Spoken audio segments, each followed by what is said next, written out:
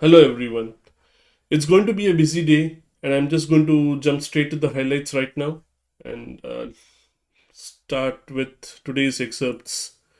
I was wondering, is excerpts the better word going forward? But okay, let's stick to highlights right now. The first one is from Getting Things Done. People think a lot, but most of the thinking is of a problem, project, or situation, not about it. If you actually did this suggested exercise, you were required to structure your thinking towards an outcome and an action. And that does not usually happen without a consciously focused effort. Reacting is automatic, but thinking is not. The exercise that the author is referring to is, what we have been discussing for some time. That you're not going to write down the task, but you're going to write down the first action item on the task. So that's the action item. That's the exercise. So the author is making a point over here that the thinking that we do is of a problem, because when we write down the problem itself, we are thinking of a problem, not about it. And that's the difference, because if you keep thinking of problems, then we are just stuck with the notion that we have so many problems and we don't know where to start, and everything is so vague and ambiguous, and it's so difficult to get started with anything. But if we think about the problem and think about the first action item that we need to do, then the thinking simplifies, and we know that, okay, depending on um, what my energy is, how much time I have, and the context of the task. There are like these four factors over there: context, time, energy, and priority. So depending on these things, can I pick? I just have the task, the action item that I need to do in front of me, and based on these four factors, can I jump into it or not? It's as simple as that. If you follow the system, and that's the point the author is making. Let's move on. Get it done. I call the first commitment promotes consistency. When we feel committed to our goals, each action we take towards a goal heightens our commitment and reinforces similar actions. Remember, people don't like cognitive dissonance, so we tend to do things that support what we've done before. So the idea here is that if you want to get yourself to do something that you're struggling with, then find the commitment first. As in, agree that you'll do it anyway. Just get into the action, and that will promote the consistency that you're hoping for. Don't try to figure out in the beginning that, okay, how am I going to make this action consistent going forward. So you're starting a new routine maybe, and you're worried about whether you'll be able to do it daily.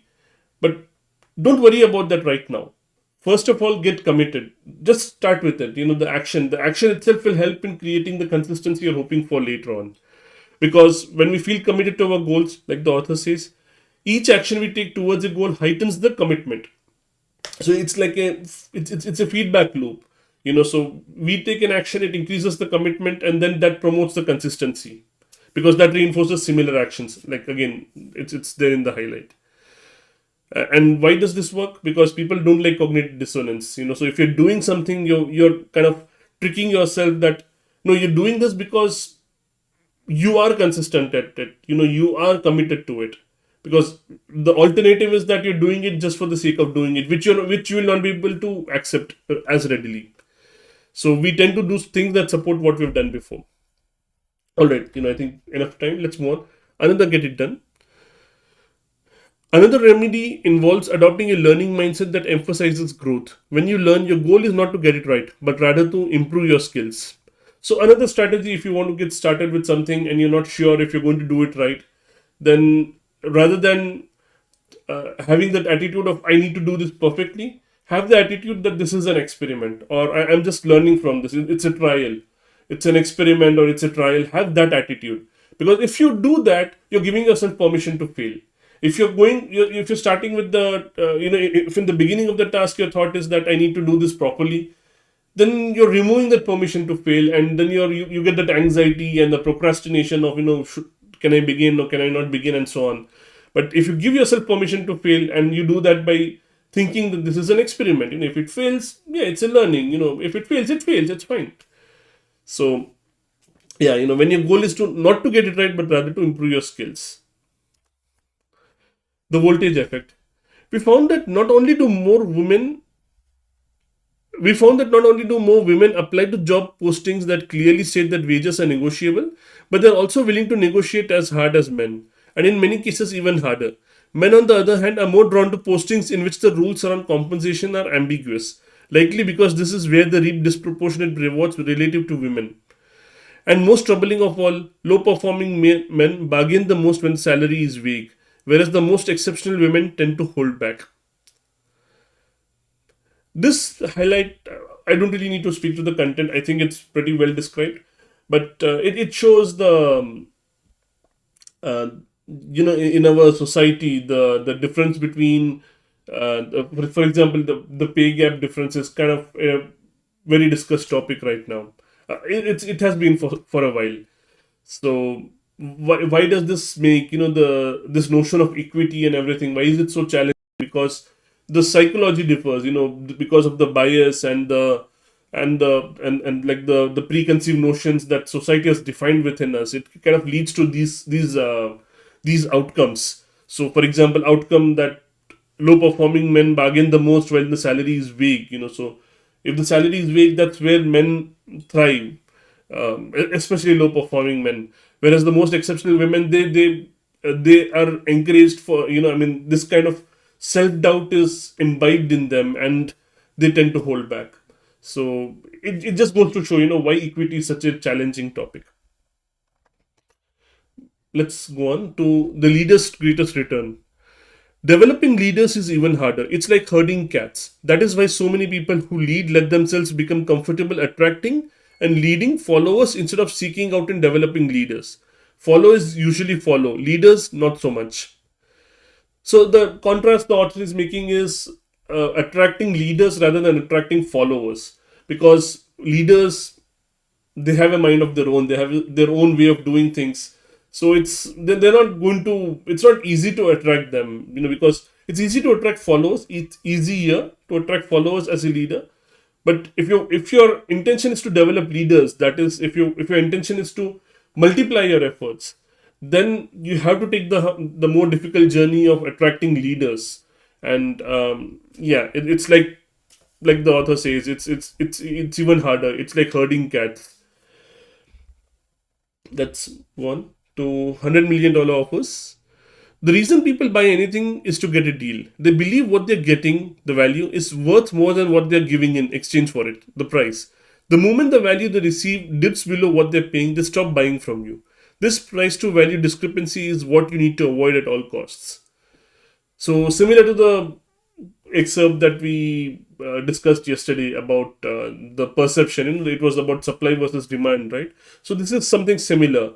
The reason people buy anything is the perception that they're getting a deal.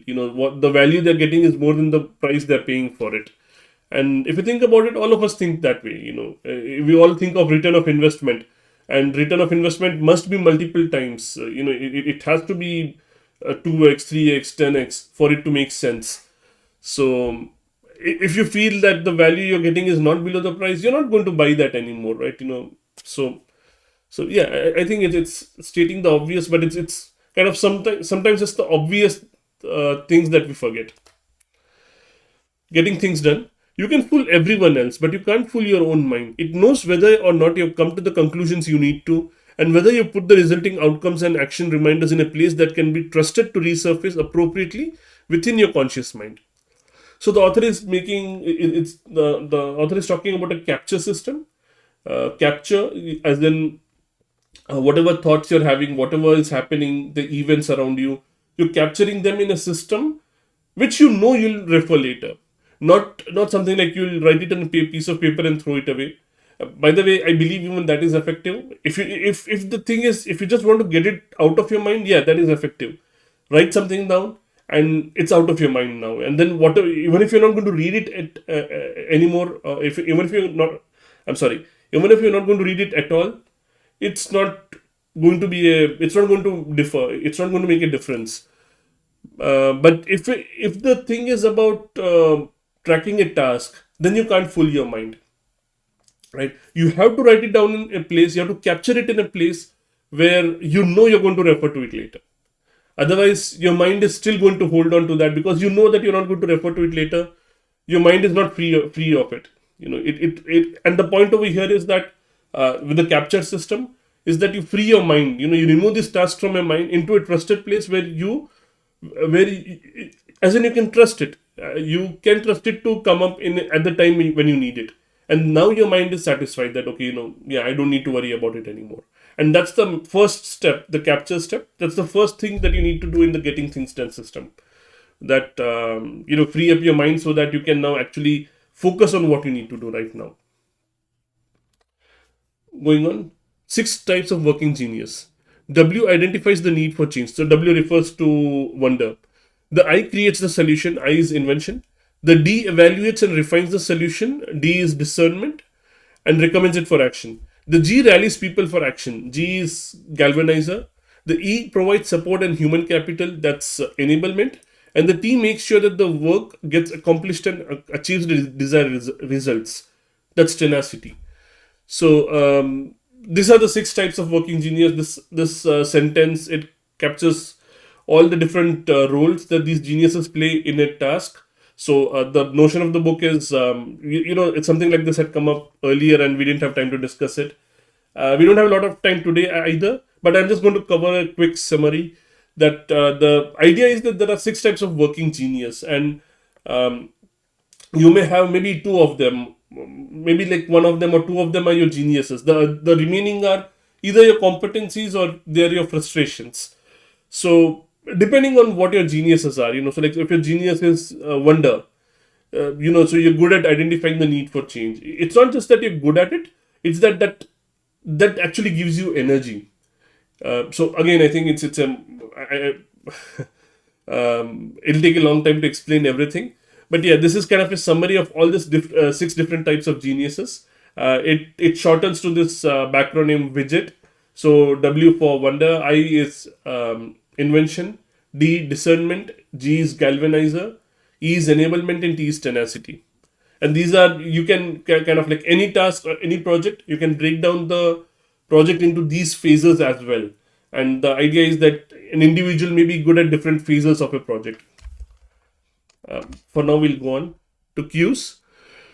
Simply moving our facial muscles in the positions of expression like tiredness, fear, and happiness activate our autonomic nervous system to feel the simulated emotion. Another person's non-verbal cues can change our hormone levels, cardiovascular function, and even immune function. So I think it's clear. I don't need to add anything over here. I'll go on. Again, the six types of working genius. We call these progressive meetings, which involves having to stop and explain a new idea to new people from scratch. There are two benefits. First, having to re explain the idea allows the original team to get clear with one another about what they decided, even allowing them to iterate while they present to new people. Second, and more obvious, it provides a source of fresh new input. Again, I think it's pretty clear. They're talking about meetings where we have talked about these things before. It's like when you're teaching somebody, you learn things better yourself. It's the same thing. So when you are in a meeting, when you're explaining this concept to a new concept for people, when you're explaining that, you understand that better yourself. So yeah, I think it's straightforward. That actually brings us to the end of the highlights today. And again, I think it's little over average, close to 14 minutes, but yeah, I think it was rather thematic video today. I think a lot of it was to do with productivity and getting things done, really. Yeah, multiple highlights from that chapter and another from that book and from Get It Done. So have a good day. Take care. Bye.